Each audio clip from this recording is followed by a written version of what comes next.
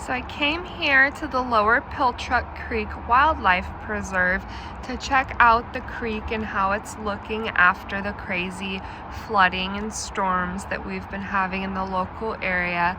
And my heart goes out to all of my neighboring communities who are still going through it, whose houses were flooded, who lost anything. It's been truly devastating here in Washington State to see all of the destruction and all of the stuff happening.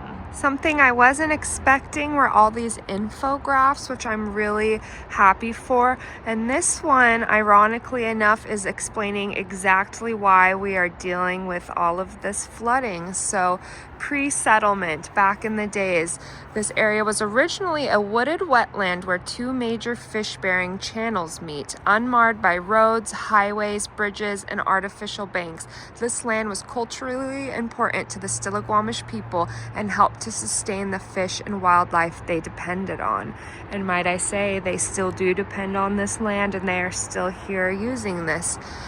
But now, changing in the face of settlement. In the late 1800s, the lands went into private ownership. It was logged, the wetlands were drained. Key there, wetlands being drained. The banks of Pilchuck Creek were hardened and the land was farmed for many decades. So before, when it just used to be a free-flowing wetland and it would expand, then it wasn't a big deal. But now there's all these harsh banks and it has to be pushed out over it, and there's not room for it to flow. That's why we're seeing this flooding happen so bad. Changing the face of the land. In 2005, the Stillaguamish tribe purchased this land. They are working to restore the range of fish habitat present here historically, which is really cool. I come here to Salmon View. This is a really cool salmon creek to see them swim up. I'll try to add some footage in the end of this video of that earlier this year when I was here, if I have usable footage. But yeah, I just thought it was ironic that, you know, I came here to kind of talk about what's going on with the flooding ecologically wise and kind of look at some stuff. And here we have a great example of exactly what's happening. You know, beavers, we really need our beavers. They do a lot to help and prevent flooding. Wetlands are so important, and marshes, because those are meant to absorb them. But like this says, we turn the wetlands into these harsh riverbanks, and then things overflow and flood because we're messing with the natural cycle. Okay, so here is the watershed of the Stillaguamish. It starts up in the mountains of Darrington, and then we have the North Fork of the Stillaguamish and the South Fork of the Stillaguamish, all which have been flooding this week, by the way. So we are here, and then this all is flooded. Like, these roads have been closed. The town of Savannah, somewhere around here, I want to say, completely underwater this week. Stanwood was, half of it was underwater from the Stillaguamish River. So yeah, it's cool to see this on a map. I know some roads have been washed out up here from the river, roads that I love to go on hiking adventures on, and I know that's the least of our worries with so many people's homes being flooded right now. But it's just crazy how many years this flooding's gonna affect us for. So let's see, 5% agriculture, 76% forestry, 17% rural, 2% urban. This is from 2001. I was gonna say, that does not sound very accurate, but yeah, in 2001, I'm sure. It'd be interesting to see what all those percentages are now for their, you know, information that they're using. So yeah, it's kind of crazy. And yeah, these rivers are flooded. Tonight, it's supposed to start raining again. We might get another flood, so we're not really out of this yet. And yeah, this is, who knows what, every year this might happen, every few years. This global warming's happening and all these things are changing. It's going to be interesting to see. So the restoration happening here is all of this wetland area is being, you know, conserved and restored. Which I think it's, you know, funny. It says, due to seasonal flooding, actual trails may vary. And this place was underwater the other day.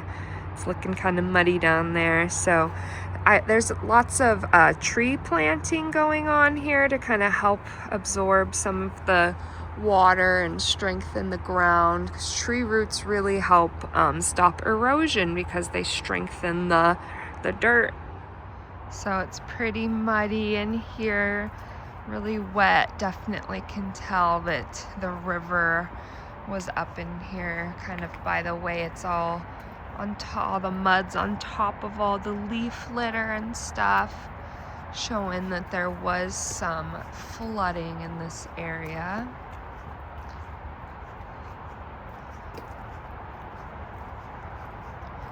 Definitely a little slippery. Even on top of there. Ah!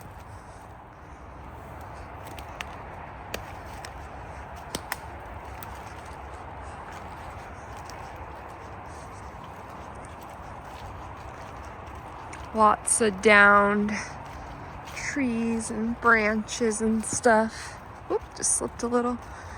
And we're getting snow later this week, supposedly, which that is what I'm the most concerned about, because snow is so heavy and our water table is full. The ground is saturated. That's just a recipe for landslides. I am slipping all up in this.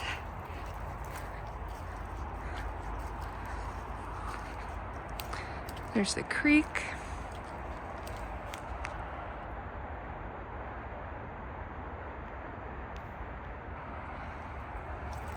We're walking towards the nature zone, if we can get there. The reserve where they're doing all the replanting. This kind of looks like it could be a washout though.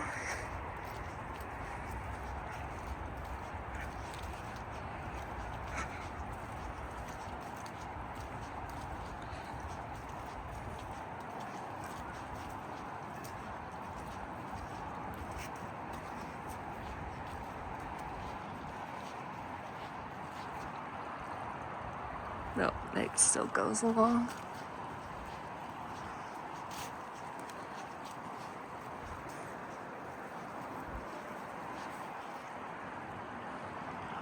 But I'm smarter than that, so this is where we stop.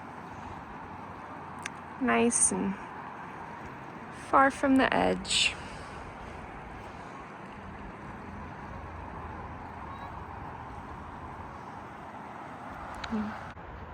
Little geology lesson. So you can see the lines. Just my finger. Cool. All those lines. Those are different years of different things that happened that year or throughout years, different weather patterns and, you know, flooding, all of that stuff that affects the top layer, and it just keeps piling on top. See, like a really rocky little vein there, then rockier vein on top. Got some different colors going down.